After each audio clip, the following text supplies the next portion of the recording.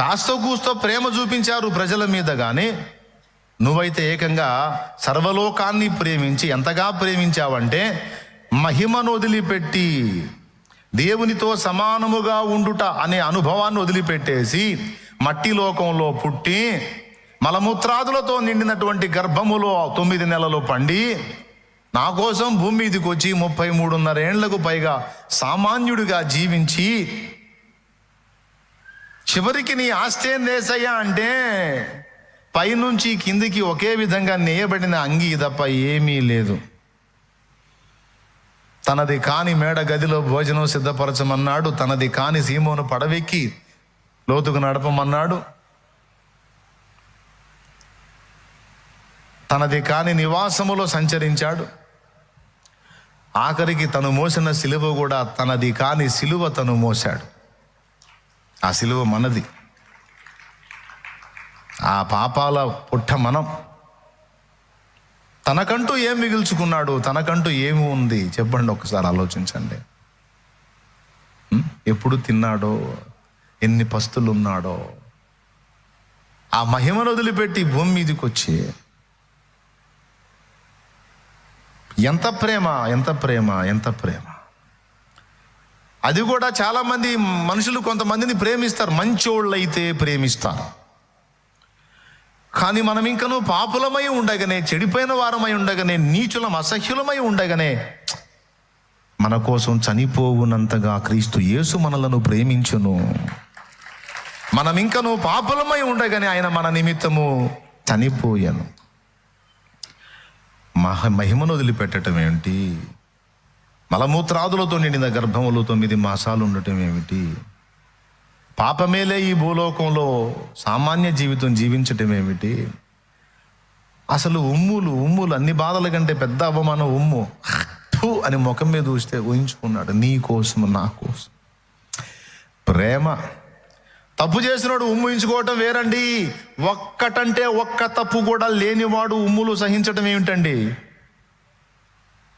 గలీజు పనులు చేసిన వాడిని ముఖం మీద కాదు ఊస్తారు, తప్పు చేశాడు కాబట్టి. ఆయన ఏం తప్పు చేశాడు? ఒక్కటి చూపించారా? పొంతి పిలాతు సభలో నిలబెట్టి ఇదిగో ఇతడు దోషి అంటే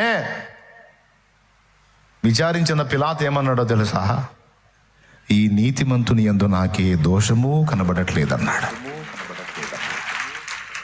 నిర్దోషమైన గొర్రె పిల్ల నా ప్రభు. పిలాతు కూడా, న్యాయాధికారి కూడా ఇంత లోపాన్ని దేవులాడలేకపోయాడు, పట్టుకోలేకపోయాడు.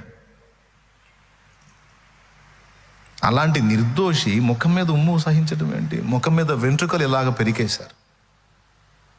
ఎంత చురుకండి ముఖం మీద వెంట్రుకలు తీయట. జుట్టు పట్టుకొని కింది కొంచి పిడిగుద్దులు గుద్ది. ఎవరినే? సృష్టికర్తనే. ఆయన ఎక్కడ అసలు?